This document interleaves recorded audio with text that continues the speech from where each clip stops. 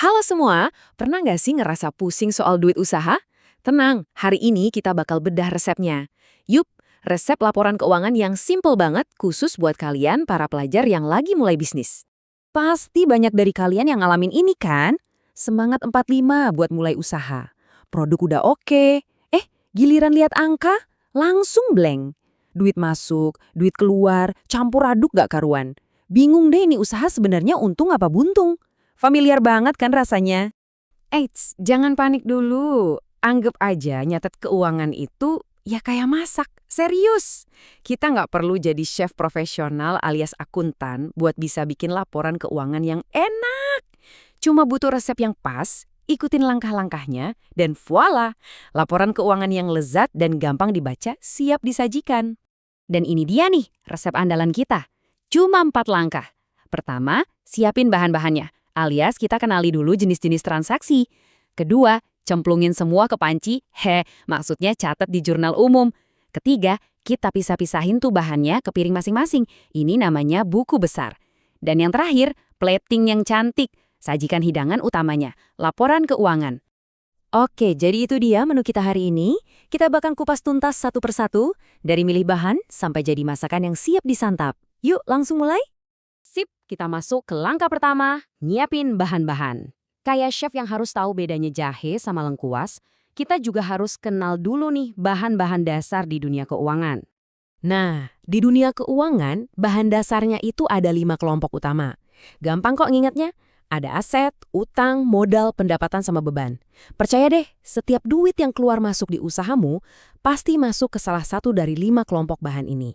Yuk kita bahas salah satu yang paling sering kita temuin. Aset, atau gampangnya harta.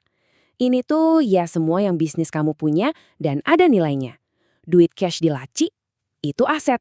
Stok bahan baku buat jualan, aset juga. Sampai laptop yang kamu pakai buat ngedesain, itu juga aset. Oke, sekarang gimana cara nyatetnya? Nah, di akuntansi itu ada yang namanya debit dan kredit. Dengerin ya, jangan panik dulu sama istilahnya. Anggap aja ini tuh kayak tombol plus sama minus buat setiap kategori. Aturannya emang agak unik, tapi gampang kok kalau udah tahu polanya. Kayak yang bisa kita lihat di tabel ini. Lihat, aturannya emang banyak, tapi buat pemula kita fokus ke yang paling penting dulu aja. Ingat ini, kalau aset atau beban kamu nambah, itu dicatat di debit. Kalau aset atau beban kamu berkurang, catatnya di kredit. Contoh ya, kamu dapat duit cash, kan aset nambah tuh, berarti masuk debit. Kamu bayar ongkos kirim, kan beban nambah, itu juga masuk debit. Gampang kan? Oke, bahan-bahan udah siap, resep dasarnya udah ngerti. Waktunya masak. Langkah kedua, kita masukin semua bahan alias transaksi ke dalam satu panci gede. Namanya jurnal umum. Jurnal umum ini bisa kamu bayangin kayak buku harian super detail buat bisnismu. Pokoknya, setiap ada kejadian yang berhubungan sama duit, entah itu kamu beli barang, dapat transferan dari customer, bayar listrik, semuanya, tanpa terkecuali langsung dicatat di sini. Berurutan sesuai tanggal kejadian. Semuanya masuk ke panci yang sama, nggak ada yang boleh kelewat noh. Nah, ini nih bagian paling kerennya. Tiap transaksi itu dicatatnya selalu berpasangan. Ada sisi debit dan ada sisi kredit. Harus seimbang. Coba lihat contoh ini deh. Ada suntikan modal 2 juta rupiah. Artinya, uang kas kita nambah kan? Kas itu aset. Aset nambah di debit. Nah, pasangannya, modal kita juga nambah. Dan modal itu nambahnya di sisi kredit. Tuh kan, kiri kanan selalu balance. Oke, panci kita udah penuh sama macam-macam bahan. Tapi kan kalau nyampur gitu aja kita jadi bingung, ini isinya apa aja. Makanya, langkah selanjutnya adalah nyortir.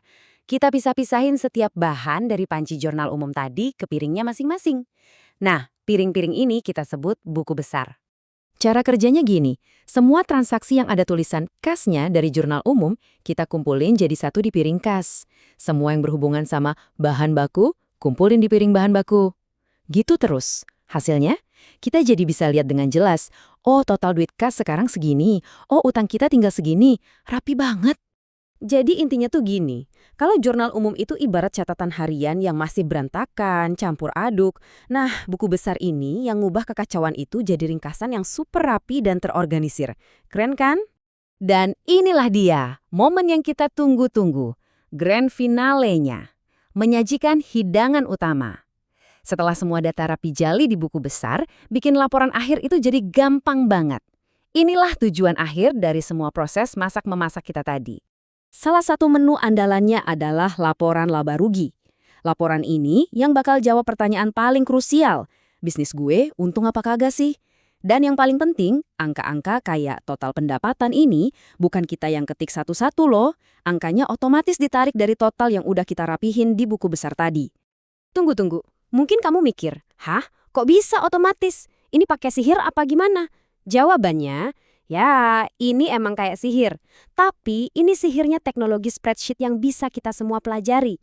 Tada, ini dia rahasianya. Coba deh perhatiin rumus kecil di bawah itu. Sama dengan buku besar .f65. Simple banget kan? Artinya, angka di laporan ini cuma ngintip alias ngambil data dari sel F65 yang ada di halaman buku besar. Jadi tiap kali kamu update data di buku besar, laporan ini langsung otomatis ikut ke update juga. Nggak perlu lagi ngitung manual sampai pusing. Dan hasilnya, tara! Kamu dapat dashboard keuangan yang lengkap banget kayak gini. Ada laporan laba rugi, ada laporan perubahan modal, sampai neraca saldo. Semua data kesehatan bisnis kamu ada di satu layar. Udah siap banget buat bantu kamu ambil keputusan-keputusan penting. Oke, jadi kita rangkum lagi ya resepnya. 1. Kumpulin semua nota dan bukti transaksi. 2. Tentuin ini masuk kategori apa dan ingat aturan debit kreditnya. 3. Catat di jurnal umum, terus langsung pisahin ke buku besar. 4. Sambungin data buku besar ke laporan keuangan pakai rumus tadi dan biarin si spreadsheet yang kerja sisanya. Simple. Sekarang laporanmu udah jadi. Datanya udah ada di depan mata. Pertanyaannya bukan lagi soal angkanya, tapi apa langkah bisnismu selanjutnya? Mau naikin budget iklan? Atau mungkin cari supplier yang lebih murah? Keputusannya sekarang ada di tangan kamu.